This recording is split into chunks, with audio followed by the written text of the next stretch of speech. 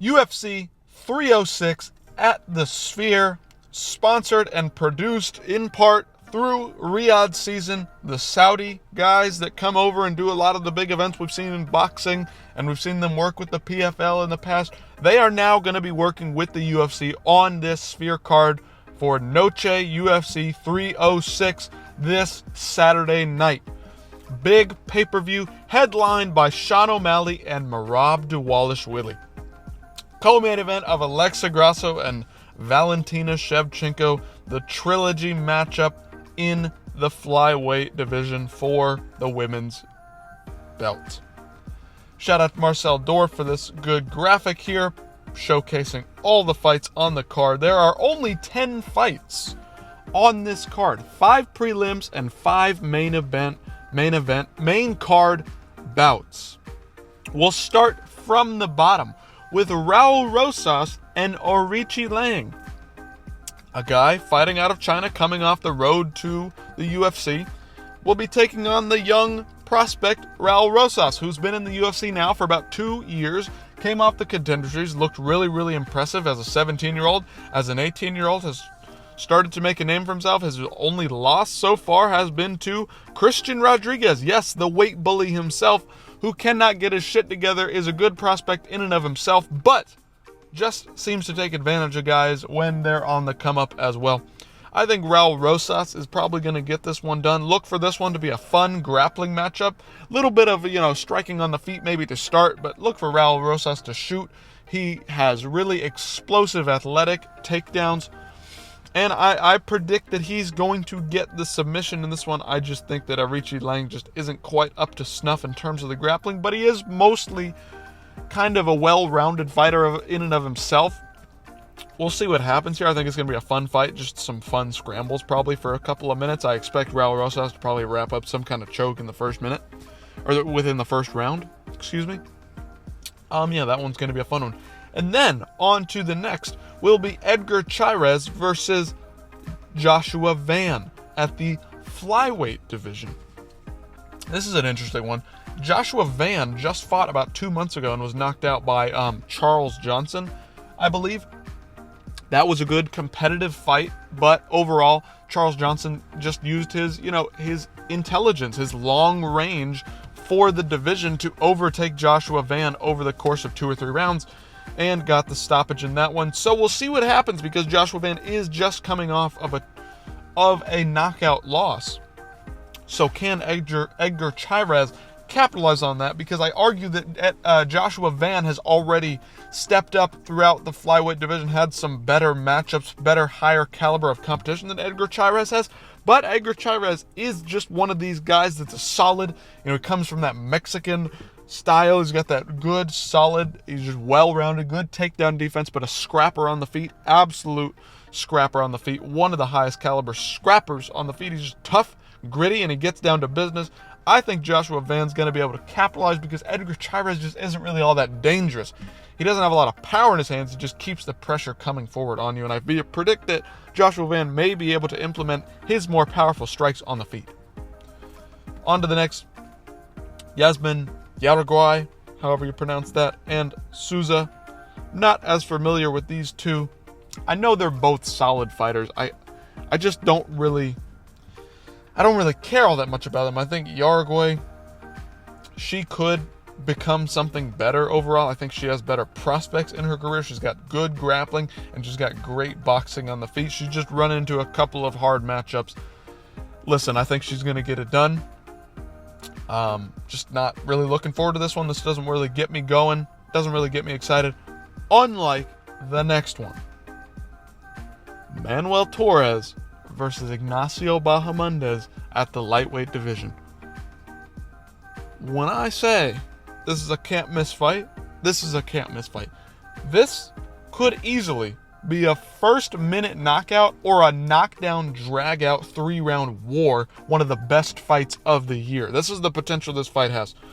These guys get in there and throw some of the wildest, diverse strikes you'll ever see. Manuel Torres is an absolute marauder on the feet. Think of like a Charles Oliveira, but with like, I don't know, a more diverse striking skill set. if Charles has the more diverse grappling skill set, Manuel Torres has the more diverse striking skill set, and that's the kind of guy that he is. These guys are going to come in there and go to fucking war.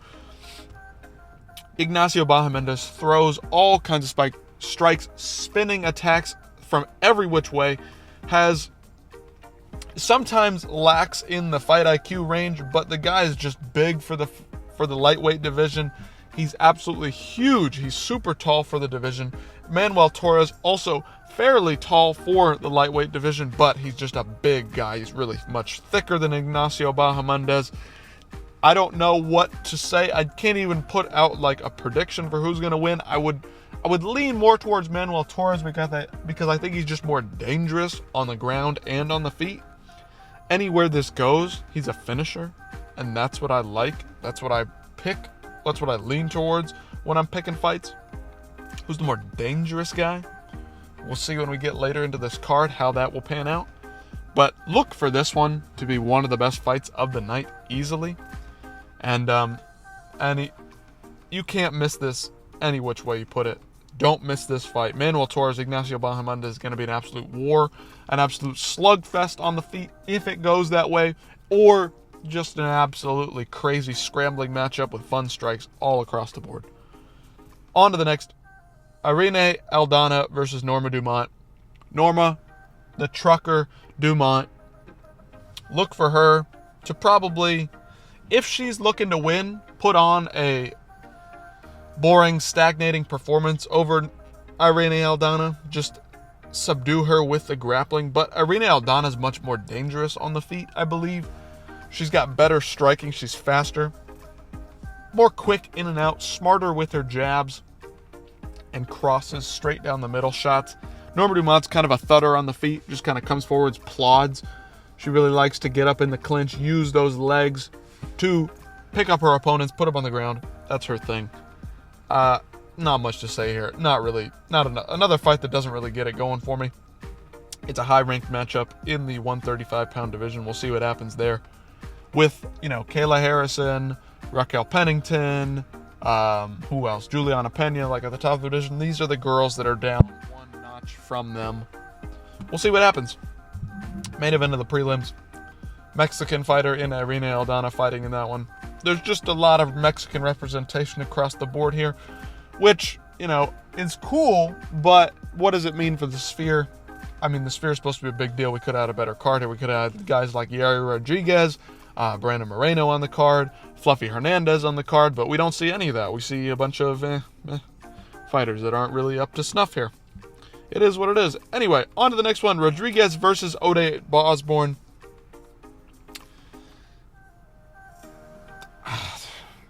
Rodriguez looked fun in his first fight at flyweight in the UFC. Ode Osborne's just kind of this journeyman guy. Wins one, lose one, wins two, lose one. This guy just never gets it going. He's a fun, all flyweights are fun. They're all fast, athletic guys, but I just don't care about this fight at all. So there's nothing more to say about it. I think Rodriguez hopefully can spark out Ode Osborne and make a name for himself in the flyweight division. I just don't get why this is the main card of a pay-per-view. Ode Osborne typically opens up the whole entire card for pay-per-views. He's all the way down at the 12th, 13th, 14th fight of the night. I don't know. Anyway, on to the next one. Daniel Zellhuber versus Esteban Ribovic, the Argentinian versus the Mexican. This one's going to be a fun scrap.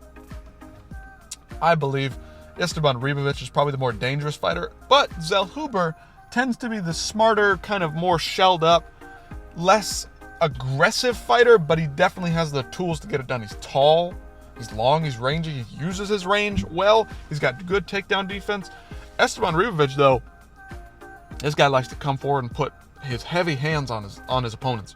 And I think he's really, really dangerous. And I think he could get the win here, but I predicted Zellhuber might just keep him kind of stagnant on the ends of his punches. Keep it safe, keep it smart here, and I think he's going to get the victory. But look for Esteban Ribovic to try to make this one a war. That's what I'm looking forward to. I think it's going to be a fun fight overall. But probably the biggest, best, arguably the hardcore's delight, the biggest, most interesting fight of the night is going to be the feature bout between Brian Ortega and Diego the Goat Lopez, the mullet man himself, the emo guy himself, the emo hair. Dude, this guy's got everything. He's one of the most dangerous fighters we've seen in recent memory. This guy came in on 3-4 days notice and took Movsar Evloev to a split decision. Arguably had multiple submissions locked in and almost ready to go. The bell saved Movsar Evloev, who we know is one of the top 5 featherweights right now. Brian Ortega, though, this guy just seems to latch up victories from the jaws of defeat. In the last final moments when he's losing the fight, something happens, something goes wrong, he's able to snatch up victories from out of nowhere. So he's really, really dangerous in that respect. Trains with Henry Gracie. He's got great jiu-jitsu. Brian Ortega does. He's got like heavy hands in the stand-up. I would not say he has good striking. He just has heavy, dangerous hands. And Diego Lopez, we know, has really, really dangerous striking. This guy's an absolute fucking barbarian on the feet. This guy's a fucking marauder, if we've ever seen one. He comes forward with reckless abandonment. I just don't think Brian Ortega is going to be able to capitalize on the feet. I think Diego Lopez is going to probably hurt Brian Ortega on the feet badly, drop him, probably get a submission, much like we've seen in many of his previous fights. This is just what Diego Lopez does. He's got heavy hands. He's got good, solid striking ability. It's not like really, really well refined. He kind of overextends quite a few times throughout his combinations, but he throws combinations. He throws with heavy, reckless abandonment. But it gets there, man. Like, he does just enough to defend himself to where he's safe enough. He's in and out. He's fast. This guy just discovered that, you know, if I go forward on guys with the power that I have in my hands and the submission ability that I have, if I get knocked down and get hurt myself, I can survive and get things done. I think Diego Lopez is going to get the win here. Brian Ortega, look for him. Don't count him out at any moment. He's always dangerous at any moment. But I'm seeing Diego Lopez probably hurt him on the feet, drop him, and then get a submission, latch up a submission. I don't really see somebody finishing Brian Ortega straight out with one shot, but if anybody can do it at this point in their stage in their career, it's Diego Lopez. On to the co-main event. The third time, Alexa Grasso versus Valentina Shevchenko. I just don't care. I don't need to see this fight. I think Alexa Grasso easily and just, I don't know, it was a submission victory in their first fight. She was just beating up on her, doing everything. Valentina was just looking old, looking slow, just didn't really have anything for her. And then in the rematch, I don't know what to say. It was arguably a robbery. It was a draw. So, Alexa Grasso kept the belt, but now obviously they're going to run it back. I just don't care. There's nothing much to say here. I think Alexa Grasso is just younger. Valentina's getting older day by day. She's even older than the first fight, even older than the second fight. Like, what more do I need to see here? Good for Alexa Grasso being the Mexican champion on the card. That's going to be cool. Good for her. I just don't care. I don't need to see this a third time. It is what it is. Whatever. On to the only other fight that we need to see. The big-time main event. Merab, the number one contender, the solid number one contender, has gone through the gauntlet at bantamweight, has cemented himself as the number one contender, is going to be taking on Sean O'Malley, the champion. Dangerous striker, one of the best strikers in the UFC. Head and shoulders above, there's 5 guys at the top of the division that are really, really good strikers, and Sean O'Malley is arguably the best guy in there. His fight IQ on the feet, the way that he's able to just move on the feet, pivot, swivel, get guys going, feints, everything. He's just also dangerous. Sean O'Malley and Corey Sandhagen are 2 of those guys who we go, oh yeah, those 2 guys are really, really solid, smart strikers, are able to pivot, use their footwork to implement their game plans. Sean O'Malley is just more dangerous than Corey Sandhagen. He's got more power than Corey Sandhagen. And I predict that he's going to probably knock out Merab Dvalishvili.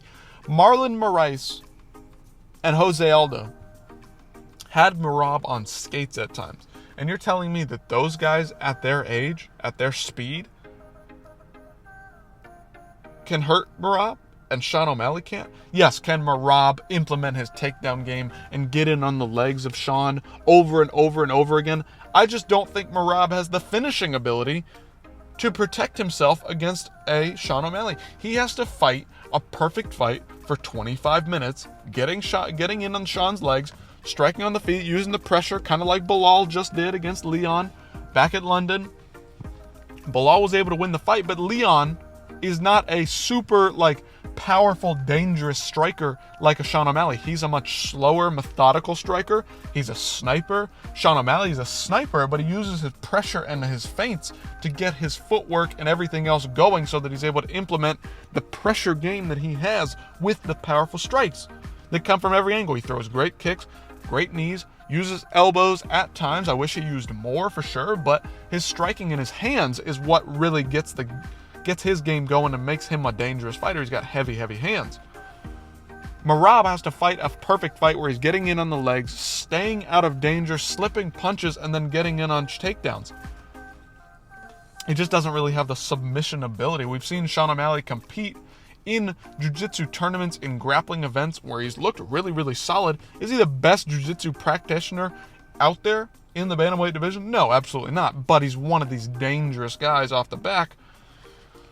He keeps himself safe. That's what his jiu-jitsu's for. It's to set up his striking. He can survive on the ground so that he can survive to the end of the round or survive to get up and then implement his striking game. Sean O'Malley has what it takes and has just enough on the ground to keep himself safe. This is similar to Alex Pereira, except Sean O'Malley's actually good on the ground. He's actually dangerous on the ground. He's actually got good submission ability off his back. I just don't think Merab's going to submit him. I don't think Merab's going to hurt him on the feet. The only way Merab could win is just a heavy flurry where he's coming forward. He just doesn't have that kind of power to hurt Sean, I don't think. He can pressure him up against the cage and take him down 50 times and get the win there, but he's going to have to stay perfect for the entire 25 minutes. Sean O'Malley has the ability to put Merab's lights out at any moment of the fight. Flying knee while Merab is shooting in, just a slip and then a counter, kind of like, a left check hook or a right check hook, kind of like how he caught Aljamain just lunging in. I see him catching Merab like this in the first, second, or third round easily. I just don't think Merab, considering the staph infection that he's dealing with right now, obviously you've seen these pictures come out. I don't know when those pictures are from, but I don't think they were from that long ago because he's promoting a new brand thing for the championship fight that he's about to have. And he's got that cut over his eye that he recently suffered that he was promoting online, being an idiot. I just think Sean O'Malley is going to get it done. I think he's going to probably knock Merab out in some form or fashion. They're looking to stop this fight. Sean O'Malley is their prized favorite child right now.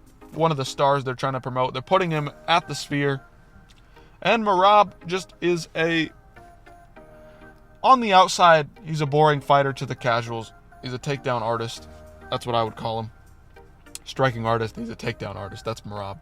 He's a pressure artist. He uses that excellent cardio to push forward on guys and basically dominate everyone. But a guy like Sean O'Malley that can slip outside and land counter shots while Merab is trying to shoot in, that's his kryptonite. And I think Sean O'Malley is going to get it done by knockout in some form or fashion. Maybe an early stoppage, kind of a debatable stoppage like the Aljamain thing. I don't know. We'll see. I think Sean O'Malley is going to get it done. Put on a just absolutely stellar performance here and cement himself as one of the bigger stars in the UFC. That's it. My predictions for UFC 306.